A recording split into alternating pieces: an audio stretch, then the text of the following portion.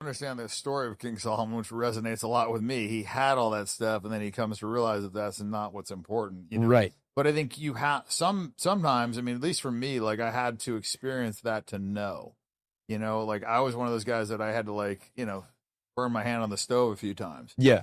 and I think somebody has to do it, you know, and I think somebody doing it that you respect, you might listen and not have to learn that lesson yourself. Like, because to me, if my dad would have told me, like, oh, you know, having a bunch of, you know, hot chicks around and whatever isn't going to make you happy, I'm like, yeah, go yourself. But if Hugh Hefner would have told me that, I think it would have hit different, Sure. you know. And I Sure. remember watching him on a show one time, and he was there, and he was like, man, I don't know, he was like in his 80s or whatever.